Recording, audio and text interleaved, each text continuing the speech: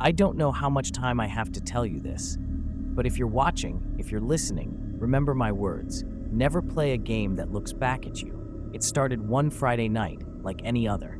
I had nothing planned, so I grabbed a cheap horror game I found online. The title was vague, The Corridor. No reviews, no trailers, just a download link and a price tag of $2 through $50. Too cheap to be good, right?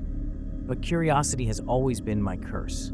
When I launched it, the screen went black for several seconds. No studio logo, no menu, no music, just silence. Then the image of a dimly lit hallway appeared. Red emergency lights flickered along the walls, casting long shadows that seemed to stretch unnaturally like claws. At first, it looked almost photorealistic. The peeling paint, the damp stains on the walls, even the way the dust floated in the air. It didn't feel like graphics. It felt like a place that actually existed. I even caught myself leaning forward, squinting, convinced I could smell the mold through the screen. I picked up the controller, pressed forward, and the character's footsteps echoed with a weight that made my chest tighten. I thought it was just good sound design, until I noticed something unsettling. The footsteps weren't delayed.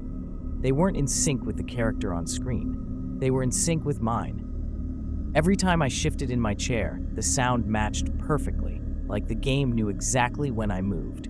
I paused, uneasy, but curiosity pushed me on. As I moved down the hallway, I saw doors on either side, all shut tight. I tried a few, but they wouldn't budge. The game forced me deeper into the corridor, and that's when I noticed the detail that made my stomach twist. In one of the door's grimy windows, I saw a reflection. It wasn't the character's face, it was mine.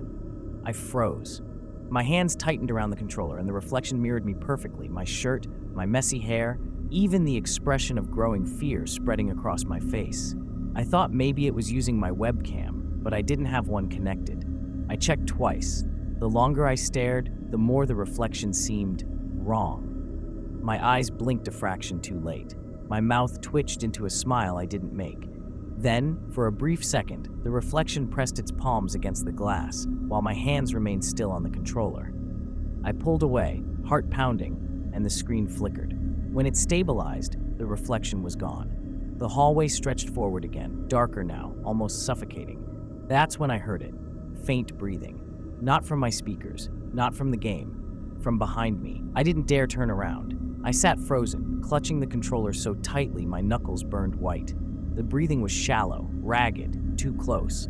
I told myself it was my imagination, some trick of paranoia, but then the sound shifted, moving slowly to my left, then right, circling me like a predator in the dark. I forced myself to glance over my shoulder. Nothing, just the faint glow of the TV illuminating my messy room. But when I turned back, the game had changed. The hallway was no longer empty. At the far end stood a figure. It was tall, shoulders hunched, wearing something like a butcher's apron soaked in black stains. Its head was shaved, face hidden behind a crude mask of cracked porcelain. In its hand, a chainsaw. The sound wasn't there yet, but I could see the weight of it, dangling, dripping. The controller vibrated in my hands even though vibration wasn't enabled. A new icon appeared in the corner of the screen, a red symbol of a running man. Instinct told me what it meant. Run. I pushed forward on the stick. The character stumbled, sprinting down the corridor, footsteps slamming in perfect sync with my pounding heartbeat. Behind me, faint at first but growing louder, came the mechanical roar of the chainsaw sputtering to life. I couldn't help it. I screamed. But here's the part that shattered my last thread of reason. The scream didn't just echo in my room. It echoed inside the game. My voice, distorted and hollow, bounced down the corridor as if I were inside those walls. The figure reacted to it, head snapping up, chainsaw revving higher, chasing harder. I dropped the controller, but the game didn't pause.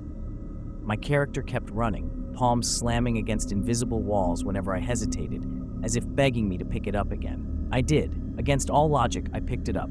The hallway twisted and bent, stretching longer with every step, doors flashing past like strobe lights. I tried one, desperate to hide, and it opened into a room that made my stomach lurch. It wasn't a rendered environment, it was my bedroom. Pixelated, yes, but unmistakable. The same unmade bed, the same pile of laundry on the chair, the same faint crack in the plaster above my desk. And on the TV inside that room, I saw myself. sitting there, controller in hand, staring back. I whispered, "This isn't possible." The game me whispered the same words a split second later, with a lag that felt deliberate, like it was mocking me. Then the chainsaw's roar cut through the silence, closer, louder. My double inside the screen looked past me, eyes widening in terror. Slowly, mechanically, he raised his trembling hands and pressed them against the glass of the TV. Only this time, I did the same. And for a horrifying moment, there was no glass. The moment my palms touched the screen, a shock rippled through my arms as if I'd pressed against a living pulse. The TV vibrated beneath my skin. Not cold glass, but something warm, something that breathed. I tried to pull back, but my hands wouldn't obey. They were stuck, fused, as if the screen had swallowed them whole. Panic clawed at my chest.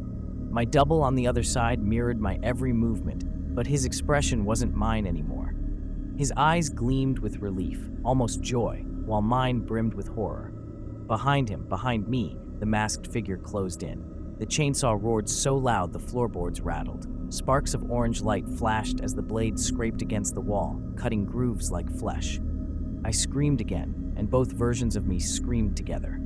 One in my room, one inside the game. The sounds merged until I couldn't tell which throat the terror came from. Then, it happened. My double leaned forward, pressing harder into the screen. His head pushed through, breaking into my world like a figure stepping through a veil of water. I stumbled back, tearing my hands free, skin raw and burning. He stood in front of me now, identical except for one detail. He was smiling. "You ran too slow," he whispered in my voice, but sharper, crueler. I backed away, but my chair tipped over, crashing against the floor. I scrambled, heart jackhammering, but he didn't chase. He only tilted his head toward the TV. I followed his gaze. The screen still showed the corridor. My digital self was gone, replaced by me, the real me, slamming my fists against the inside of the glass, begging, screaming soundlessly for help. My mouth moved, but no sound came through, only the roar of the chainsaw, now impossibly close behind me. Inside the screen, I saw the figure raise its weapon high, the blade catching the dim red light. My reflection me turned, eyes wide, just as the chainsaw came down. Blood splattered the inside of the monitor. And then, silence. The TV went black. I sat there, shaking, staring at my reflection in the dead screen. The other version of me, the smiling one, was gone.